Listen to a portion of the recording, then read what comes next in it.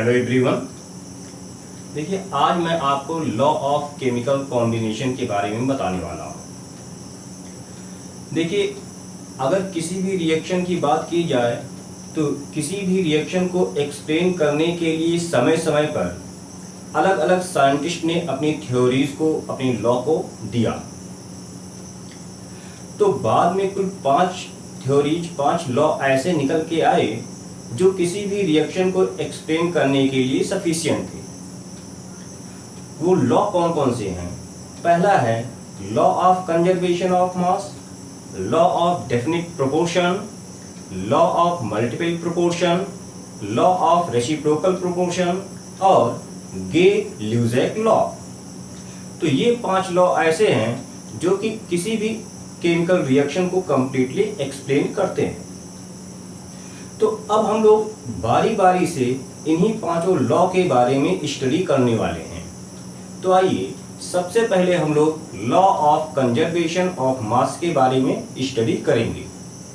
तो हेडिंग डाल लीजिए, law of conservation of mass.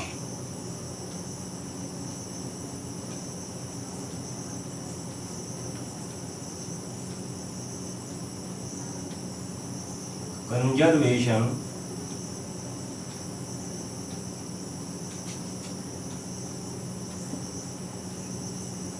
Of mass.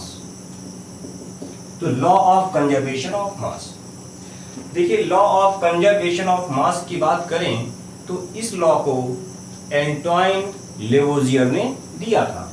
तो पहला पॉइंट इसके बारे में है कि गिवन बाय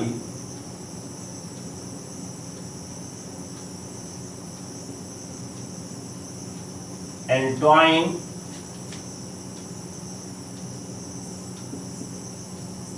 लेवोजियर।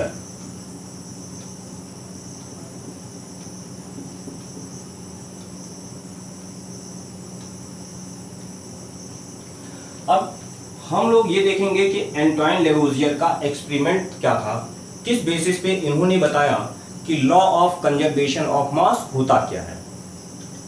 तो देखो, एंटोइन लेवोजियर ने यही कहा था कि किसी भी रिएक्शन में रिएक्शन खत्म होने के पहले, यानी कि रिएक्शन स्टार्ट होने के पहले और रिएक्शन कंप्लीट होने के बाद टोटल मास हमेशा सेम ही रहेगा। किस बेसिस पे उन्होंने बताया? उन्होंने किया क्या, उन्होंने NaCl लिया, सोडियम क्लोराइड, और उन्होंने लिया सिल्वर नाइट्रेट AgNO3। साथ में इन दोनों का उन्होंने टोटल मास मेजर किया और वो पाए कि रिएक्टेंट का जो टोटल मास है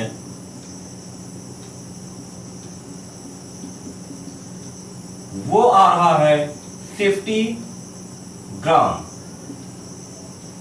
फिर उन्होंने इन दोनों को रिएक्ट करवा दिया और रिएक्शन कंप्लीट होने के बाद जो प्रोडक्ट बना वो बना AgCl, यानी कि सिल्वर क्लोराइड, प्लस NaNO3, यानी कि सोडियम नाइट्रेट।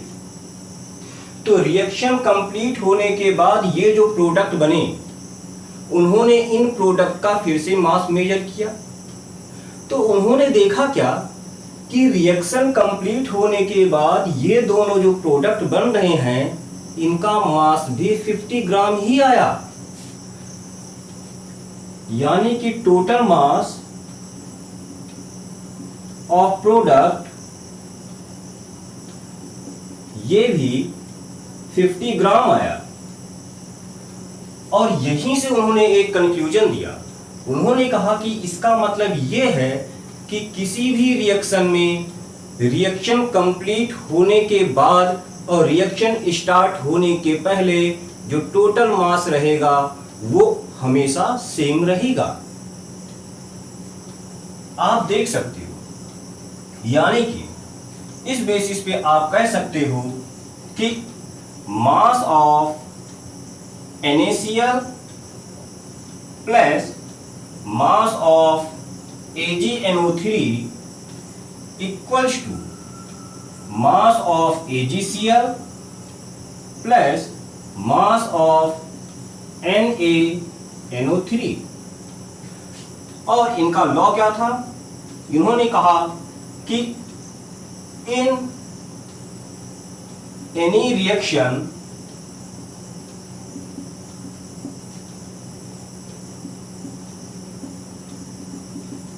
total mass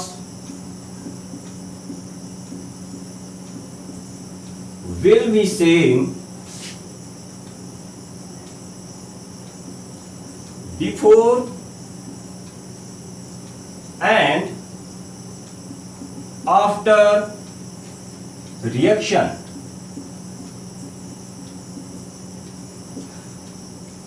और यहीं से उन्होंने एक और नया कॉन्सेप्ट दिया, एक और थ्योरी दी। उन्होंने ये कहा कि अगर किसी भी रिएक्शन में रिएक्शन के पहले और रिएक्शन के बाद मास सेम है, इसका मतलब क्या हुआ कि शुरू में हमने जितना मास लिया था बाद में भी उतना मास रह गया। इसका मतलब ये जो मास हमने लिया था इसमें कोई भी मास का एडिशन नहीं हुआ है। ठीक है, यानी कि रिएक्शन कंप्लीट होने के बाद आपका मास इंक्रीज नहीं कर रहा है। कहने का मतलब ये हुआ कि मास को आप क्रिएट नहीं कर सकते हो।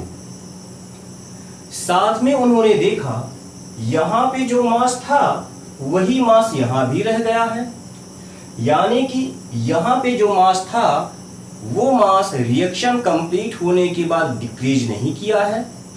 इसका मतलब ये हुआ कि आप मास को डिस्ट्रॉय भी नहीं कर सकते हो।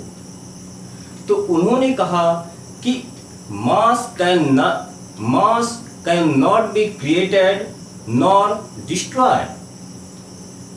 तो लिखिए, मास कैन नाइदर बी क्रिएटेड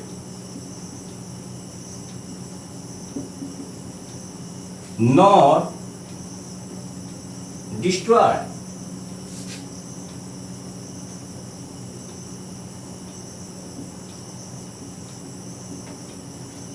यही उनका थ्योरी था। ठीक है, तो वीडियो पॉज करके इसको नोट कर लीजिए। इसके बाद हम लोग इस पर बेस्ड कुछ क्वेश्चन करेंगे।